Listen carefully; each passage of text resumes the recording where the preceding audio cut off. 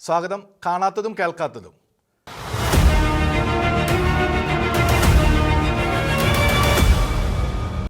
Charlie കിർക്കിൻറെ വധം ആൾവധമല്ല, ഭ്രാന്തൻ്റെ ചെയ്തിയല്ലെങ്കിൽ സത്യത്തെ ഇല്ലായ്മ ചെയ്യാൻ ഉദ്ദേശിച്ചവരുടെ കൊടും പാതകം. യേശുക്രിസ്തുവിൻ്റെ നാമം ഉയർത്തപ്പെടുന്നത് തടയാൻ ആഗ്രഹിച്ച ശക്തികളുടെ ലക്ഷ്യമായിരുന്നു ചാർലി. എബ്രഹാം ലിങ്കനും കെന്നഡിമാരും അടക്കം പലരും വധിക്കപ്പെട്ട അമേരിക്കയിൽ ഒന്നും അപ്രതീക്ഷിതമല്ല.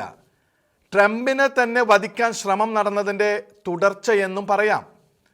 മുമ്പ് സെനറ്റർ ടെഡ് ക്രൂസിൻ്റെ അനുഭാവിയായിരുന്ന ചാർലി ഒരു ദശകം മുമ്പാണ് ട്രംപിനോട് അടുത്തത്.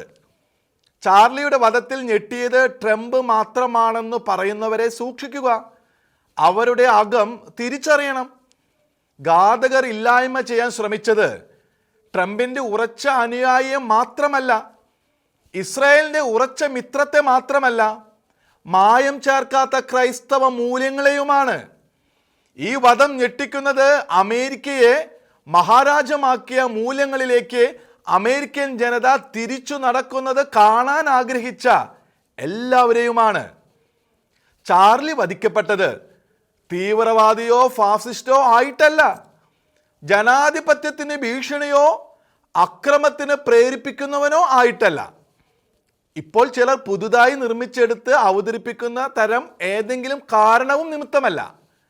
ചാർലിയുടെ കാര്യത്തിൽ ട്രംപ് പറഞ്ഞ വിശേഷണം സത്യമായിരുന്നു. ഐതിഹാസികൻ, പരമ്പരാഗത ക്രൈസ്തവ മൂല്യങ്ങളുടെ പവർ ഹൗസ് ആയിരുന്നു ചാർലി. ഫലപ്രദമായി ജെൻ സി എന്ന സഹസ്രാബ്ദ തലമുറയെ സ്വാധീനിച്ച ഇൻഫ്ലുവൻസർ, ഒരേ സമയം ഇസ്രായേലിനും ക്രൈസ്തവർക്കും പ്രിയങ്കരൻ, കത്തോലിക്ക വിശ്വാസങ്ങളോട് അടുത്തവനും, യേശുവിനോടും വിശുദ്ധ ബൈബിളിനോടുമുള്ള സ്നേഹത്താൽ ഇസ്രായേലിനെ സ്നേഹിച്ചവനായിരുന്നു ചാർലി എന്ന് പറഞ്ഞത് ഇസ്രായേലി നേതാക്കളാണ്.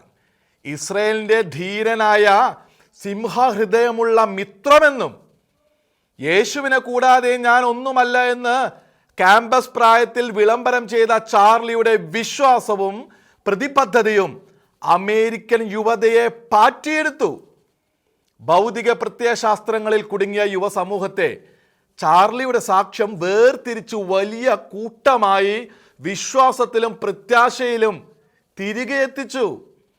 അതിൻ്റെ വേദികളായി ചാർലി നയിച്ച ടേണിംഗ് പോയിന്റ് USA എന്ന പ്രസ്ഥാനവും ചാർലി കിർക്ക്ഷോ എന്ന പരിപാടിയും. സമപ്രായക്കാരായ ചെറുപ്പക്കാരുടെ മുഖത്ത് നോക്കി സ്ത്രീ പുരുഷ ലൈംഗികതയ്ക്കപ്പുറമുള്ള ലൈംഗികാഭിമുഖ്യങ്ങളെ അഭ്രംശമെന്നും വിശദീകരിക്കുവാനും നേരിനെ മാത്രം നേരെന്നും പൊള്ളിനെ പൊള്ളെന്നും വിളിക്കാൻ ധീരത കാട്ടിയത് ഒരു അമേരിക്കൻ ജെൻ സി അംഗമായിരുന്നു എന്ന് ലോകം വ്യാപകമായി അറിഞ്ഞത് ഇപ്പോൾ മാത്രം. പ്രോ ലൈഫ് പ്രസ്ഥാനത്തെ പിന്തുണയ്ക്കുകയും അബോർഷനെ എതിർക്കുകയും കത്തോലിക്ക ദിവ്യബലിയിൽ പങ്കെടുക്കുകയും ചെയ്ത ചാർലി സമകാലിക US സമൂഹത്തിന് വിസ്മയം തന്നെയാണ്.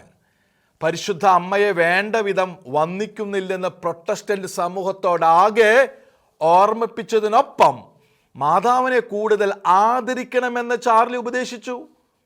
സജീവ രാഷ്ട്രീയത്തിലായിട്ടും കപടമായ പൊളിറ്റിക്കൽ കറക്റ്റ്നെസ് അല്ല, വ്യക്തമായ ക്രൈസ്തവ മൂല്യങ്ങളാണ് ചാർലി പ്രഘോഷിച്ചത്. സത്യത്തിനും വിശുദ്ധ ഗ്രന്ഥവചനങ്ങൾക്കും ഒപ്പം നിലകൊണ്ടതുവഴി പരിഹാസകർക്ക് യാഥാസ്ഥികനെന്ന് വിളിക്കാവുന്ന വിധത്തിൽ തന്നെ റെക്കോർഡ് എണ്ണത്തോടെ ജെൻ സി പള്ളികളിലേക്ക് തിരിച്ചു പോകുന്നതിന് ചാർലി ഉപകരണവും സാക്ഷിയുമായി. YX എന്നിങ്ങനെ വിളിക്കപ്പെട്ട മുതിർന്ന തലമുറകൾക്ക് ശേഷം 1990നും 2010നും മധ്യേ ജനിച്ചവരെയാണ് ജനറേഷൻ Z എന്ന അർത്ഥത്തിൽ അമേരിക്കൻ ഉച്ചാരണത്തിൽ ജെൻ സി എന്ന് വിളിക്കുന്നത്. പൊതുവെ പറഞ്ഞാൽ 15നും 30നും ഇടയിൽ പ്രായമുള്ളവരെ. വിശ്വാസം അവഗണിക്കുന്ന സെക്കുലർ സമൂഹത്തിലെ നിരവധി ജെൻ സി അംഗങ്ങളെ സംവാദം കൊണ്ട് വഴിതിരിക്കാൻ ചാർലി കാട്ടിയ വൈഭവമാകാം ശത്രുക്കളെ ഭയപ്പെടുത്തിയത്. മറ്റുള്ളവരെ വിശ്വാസങ്ങളെല്ലാം മോശമായതിനാൽ അവരെ അക്രമം കൊണ്ട് ഇല്ലായ്മ ചെയ്യണമെന്ന ആശയത്തിനും ഇഷ്ടമില്ലാത്തത് പറയുന്നവരെ കൊല്ലണമെന്ന ചിന്താഗതിക്കും ചാർലി ശത്രുവായിരുന്നു. താൻ ആശയം കൊണ്ട് ആശയത്തിന് മേൽ വിജയം നേടുന്നതാണ് ചാർലി ലോകത്തിന് കാട്ടിക്കൊടുത്തത്. ആ ജയത്തിൽ വിദ്വേഷമോ നിന്ദയോ ശത്രുതയോ ഉണ്ടായിരുന്നില്ല. അതിൻ്റെ ഒന്നാം തരം ഉദാഹരണമായിരുന്ന നാസ്തികരമായ ക്യാമ്പസ് ശ്രോതാക്കളോട് ചാർലി പറഞ്ഞ വാക്കുകൾ: ഞങ്ങളെക്കാൾ കൂടുതലായി വിശ്വാസത്തെ അവലംബിക്കുന്നവരാണ് നിങ്ങളെന്ന് ഞാൻ പറയും. നിങ്ങളുടെ ചുറ്റുമുള്ളതെല്ലാം സ്നേഹവും ആനന്ദവും സമാധാനവും ദുഃഖവും എല്ലാം തലച്ചോറിലെ ന്യൂറോൺ പുല്ലിംഗങ്ങളുടെ നിർമ്മിതി മാത്രമാണെന്ന് കരുതുവാൻ ഏറെ അന്ധവിശ്വാസമാണ് നിങ്ങൾക്കുള്ളത്. ഞങ്ങളോ ക്രൈസ്തവരെന്ന നിലയ്ക്ക് നമ്മുടെ പ്രിയപ്പെട്ടവരെ വീണ്ടും കാണുമെന്നും സ്വർഗത്തിൽ പൂർണ്ണ ശാന്തിയിലെത്തുമെന്നും ഇപ്പോഴുള്ളത് അതല്ലെന്നും വിശ്വസിക്കുന്നു. സത്യത്തിൽ കൂടുതൽ നല്ലത് നമ്മളെ കാത്തിരിക്കുന്നു. നിന്ദിക്കാത്തതും സ്നേഹം നിറഞ്ഞതുമായ ഭാഷയിൽ സംവാദം നടത്തി എതിരാശയങ്ങളെ ചാർലി ജയിക്കുന്നത് അമേരിക്കൻ രാഷ്ട്രീയത്തിലെ ദുഷ്ടപ്രവണതകളെ അല്ലാതെ മറ്റെന്തിനെയാണ് ഭയപ്പെടുത്തുകയോ അസൂയപ്പെടുത്തുകയോ ചെയ്യുക? ഓറമിലെ യൂട്ടാ വാലി സർവകലാശാലയിലെ ക്യാമ്പസ് പരിപാടിക്കിടെ ഇതേ ആശയം പറയുമ്പോഴാണ് ചാർലിക്ക് വെടിയേറ്റത് എന്നത് യാദൃശ്ചികമാണോ എന്നറിയില്ല. പക്ഷെ ചാർലിയുടെ കഴുത്തിലേറ്റ വെടി ആസൂത്രിത ദുഷ്ടതയായിരുന്നു എന്നതിൽ മാത്രം സംശയവുമില്ല. വിദേശത്ത് ഇന്ത്യയുടെ ശത്രുക്കളെ തീർക്കുന്ന ഏതോ ഭൂതഗണമോ കൊലാകാര സംഘമോ ഉണ്ടെന്ന് പൊങ്ങച്ചം പോലെ അവകാശപ്പെടുന്ന മലയാളം യൂട്യൂബ് ചാനലുകൾ പലതുണ്ട്. ഭൂതഗണത്തെ അയക്കുന്നെങ്കിൽ അതിന് പിന്നിലുള്ളത് ഭൂതങ്ങളുടെ തലവൻ എന്നത് മറ്റാരും ഉണ്ടാക്കിയെടുക്കുന്ന അർത്ഥമല്ല. അവർ പറഞ്ഞു വരുന്നതിൻ്റെ സാരാംശം ചാർലിയുടെ വധത്തെയും ഇന്ത്യയുടെ ശത്രുവിനെ ആരോ തീർത്തുവെന്ന് അവരിൽ ചിലർ വിശേഷിപ്പിച്ചത് കാണുമ്പോൾ ആ മനോഭാവത്തിനൊരു താക്കീത്. ചാർലി ഹൃദയത്തിൽ എതിർത്തതിനെയൊക്കെയാണ് അവരുടെ ഇന്ത്യ സങ്കല്പം ചുമക്കുന്നതെങ്കിൽ ആ ഇന്ത്യ എല്ലാ ഭാരതീയരും ഒന്നിച്ചു കാണുന്ന ഇന്ത്യയല്ല, അവരുടെ തനത് അജണ്ടകളുടെ സൃഷ്ടിയായ ഏതോ ഇന്ത്യയാണ്. അതല്ല യഥാർത്ഥ ഇന്ത്യയെന്ന് ഓർമ്മിപ്പിക്കാൻ ഇതൊരവസരം. ജൻസിയിലെ അംഗങ്ങളെ കൂട്ടത്തോടെ ക്രൈസ്തവ വിശ്വാസത്തിലേക്ക് ആകർഷിച്ച ചാർലി ആ പ്രായം കഷ്ടിച്ച് കടന്നപ്പോഴേ യൂട്ടാ സർവകലാശാല ക്യാമ്പസ് പരിപാടിക്കിടെ രക്തസാക്ഷിയായിരിക്കുന്നു. അത് പാഴാകുന്ന രക്തമല്ല. അക്കാര്യത്തിൽ യേശുക്രിസ്തുവിൻ്റെ ഒരു അനുയായിക്കും സംശയവുമില്ല.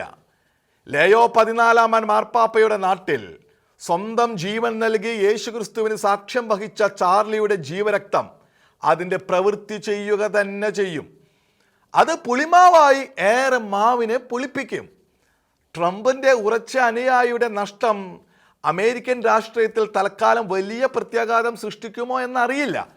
പക്ഷേ അത് അമേരിക്കയിലെ പൊതു വ്യക്തികളുടെ സുരക്ഷിതത്വം എത്രമാത്രം ദുർബലമാണെന്ന് തെളിയിക്കുന്നു. സ്കൂൾ കുട്ടികൾക്ക് പോലും തോക്ക് കൊണ്ട് നടക്കാൻ കഴിയുന്ന സാഹചര്യം തിരുത്തുന്നതടക്കം കൊണ്ടുവരാൻ ട്രംപ് ഭരണകൂടം ചിന്തിക്കുമോ? അതിന് കഴിയുമോ എന്നൊക്കെ ബാഹ്യ ലോകം ചോദിക്കുന്നു. തൽക്കാലം അത് അമേരിക്കയുടെ ആഭ്യന്തര കാര്യം മാത്രമാണെങ്കിലും ചാർലി വധം ഒരു കാര്യം വ്യക്തമാക്കുന്നു: അമേരിക്കയെ ശരിയായ വഴിയിലേക്ക് തിരിച്ചു നടത്താൻ നീക്കങ്ങളുണ്ട്. അതിന് പോന്ന ഇൻഫ്ലുവൻസർമാരും ഒപ്പം അവരെ ഇല്ലായ്മ ചെയ്യാൻ ശ്രമിക്കുന്ന ശക്തികളുടെ നീക്കങ്ങളും.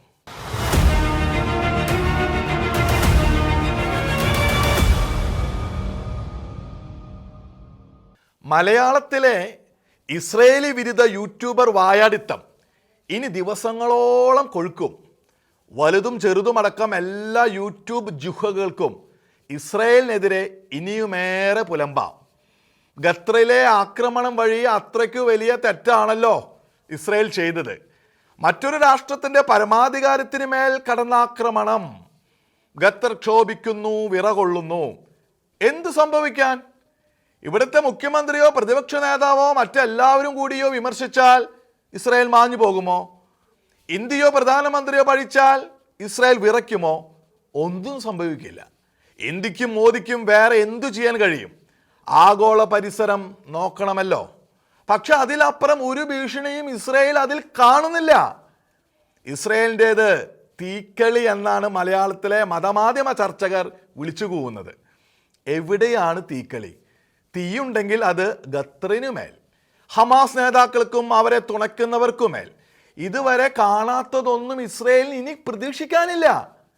ഖത്തറിന് ധൈര്യമുണ്ടെങ്കിൽ ഇസ്രായേലിനെ തിരിച്ചടിക്കട്ടെ എന്ന് വെല്ലുവിളിക്കുന്നത് ഇസ്രായേൽ മാത്രമല്ല, ഹമാസിനെ വാഴ്ത്തി ഇസ്രായേലിനെ ശപിക്കുന്ന കപട ന്യായവാദികളുടെയും കപട ധാർമ്മികവാദികളുടെയും പ്രകടനം കണ്ട് ഓക്കാനം പിടിപ്പെട്ട നിരവധി മലയാളികളുടെ ഉള്ളുകൂടിയാണ്. രാഷ്ട്ര പരമാധികാര തത്വങ്ങളെല്ലാം ലംഘിച്ച തെമ്മാടി രാഷ്ട്രമെന്ന് ഒരിക്കലല്ല 100 വട്ടം കൂടി അവർക്ക് വിളിക്കാം. വിദേശത്തിരുന്നും രാജ്യത്തിന് അകത്തു നിന്നും തിരിച്ചടിക്കാൻ ഇറാനെ ശക്തിപ്പെടുത്തൂ എന്നാണ് ഇവിടെ ചിലരുടെ ആഹ്വാനം. ഇസ്രായേൽ ലംഘിച്ചെന്ന് പറയുന്ന പരമാധികാരവുമായി ഇത്രയും കാലം എവിടെയായിരുന്നു ഖത്തറിലെ നേതാക്കൾ? ചോക്ലേറ്റ് ന്യായവാദവും ധാർമ്മികതാവാദവും പിടിപെടാത്ത ആർക്കും ഇസ്രായേലിൻ്റെ ന്യായം കാണാൻ വലിയ ബുദ്ധിമുട്ടൊന്നുമില്ല. ഒരു യുദ്ധത്തെയും ആക്രമണങ്ങളെയും അനുകൂലിക്കാത്തവർക്ക് പോലും ഒക്ടോബർ 7 സംഭവത്തിന് കാരണക്കാരായ ഹമാസ് ഭീകരവാദ നേതാക്കൾ ബഹുകോടികളുടെ സമ്പാദ്യവുമായി ഖത്തറിൽ അത്യാഡംബരത്തോടെ ജീവിച്ചത് അവിടുത്തെ പ്രധാനമന്ത്രിയോ മന്ത്രിമാരോ അറിഞ്ഞില്ലേ? ഇസ്രായേൽ ഇതൊന്നും ചതിയിൽ ചെയ്തതല്ല. യുദ്ധം തീർന്നാലും എത്ര സമാധാന വേഷങ്ങൾ കണ്ടാലും ഹമാസ് നേതാക്കളെ വെറുതെ വിടില്ലെന്ന് ഇസ്രായേൽ നേരത്തെ പ്രഖ്യാപിച്ചതാണ്. പറയാത്തതൊന്നുമല്ല, പറഞ്ഞവ മാത്രമാണ് അതേപടി അവരിപ്പോൾ ചെയ്യുന്നത്. ഒക്ടോബർ 7 കാരണക്കാരായ എല്ലാ ഹമാസ് നേതാക്കളെയും തേടിപ്പിടിച്ച് യാത്രയയക്കാനുള്ള ശ്രമങ്ങൾ. ലോക രാഷ്ട്രീയ ധാർമ്മികതയുടെ വക്താക്കൾ പുടിൻ്റെ റഷ്യ യുക്രൈനെ ആക്രമിച്ചപ്പോഴും പോളണ്ടിനെ ആക്രമിക്കുമ്പോഴും രാഷ്ട്രങ്ങളുടെ പരമാധികാര തത്വം മറന്നുപോയോ? ഇന്ത്യ എന്തിനാണ് പാകിസ്ഥാന് തിരിച്ചടി കൊടുത്തതെന്ന് മറന്നുപോയോ? ഇന്ത്യയുടെ ആയുധങ്ങളും പരമാധികാരമുള്ള മറ്റൊരു രാജ്യത്തിൻ്റെ അതിർത്തിക്കുള്ളിൽ കടന്നു ചെന്ന് പൊട്ടി. അതിൻ്റെ ന്യായത്തെക്കുറിച്ച് ഒരു ഇന്ത്യക്കാരനും സംശയമില്ല. ചെയ്തത് കുറഞ്ഞോ എന്നേ ആർക്കും ചോദ്യമുള്ളൂ. അത് അംഗീകരിക്കുന്ന മനസ്സ് മാത്രം മതി ഇസ്രായേലിൻ്റെ തനതു ന്യായം ഗ്രഹിച്ചെടുക്കുവാൻ.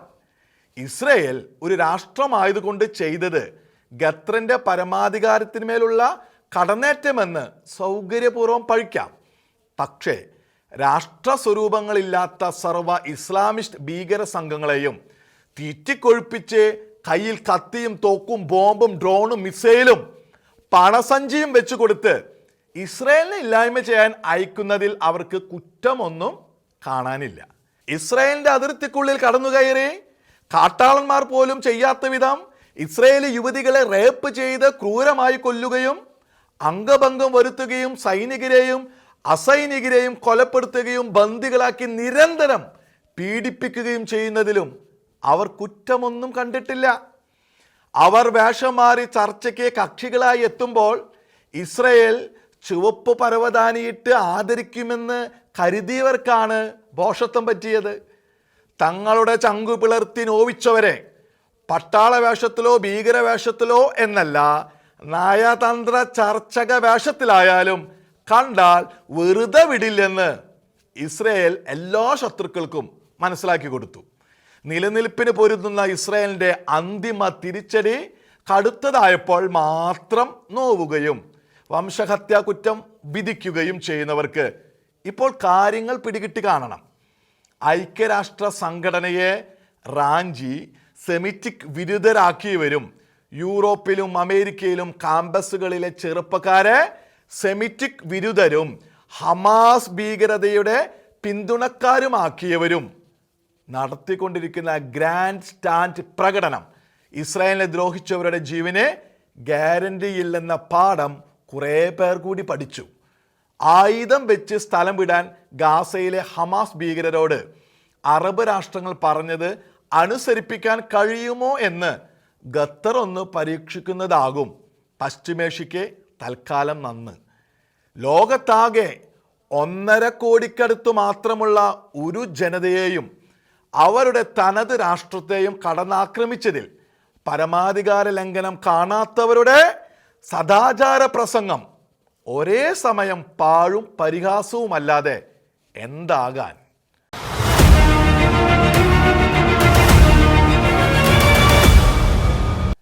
കാണാത്തതും കേൾക്കാത്തതും അടുത്ത ആഴ്ച ഇതേ സമയം.